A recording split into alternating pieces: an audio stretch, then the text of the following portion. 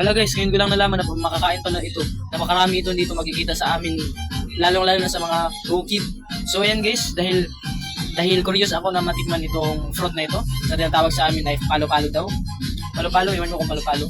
So dahil naalala ko po na may ganitong uri ng prutas sa tapat ng bahay ng aming church, agad akong pumunta guys. At talagang na-excited ako kasi alam niyo na, ngayon ko lang nalaman na pagkain pala ito at ngayon ko lang first time ko palang makatikim ng ganitong mga prutas, mga wild fruit. So ayan guys, iwan ko kung anong tawag sa inyo, basta sa amin palo-palo po ang tawag dito sa amin.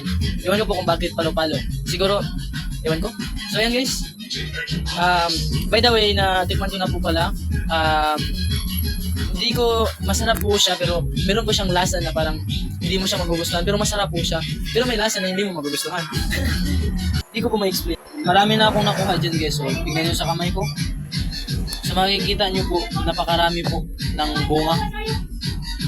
Pero depende na po yan sa panglasa ninyo kung masasarapan ba kayo or hindi. Pero ako nasasarapan ko ako pero may isang lasa lang po talaga na hindi ma-explain na parang nakakasuka na parang ewan ko hindi ko po ma-explain basta yun na po yun. Masarap po siya, matamis po siya. Yun lang po guys, thank you for watching. Don't forget to like and subscribe.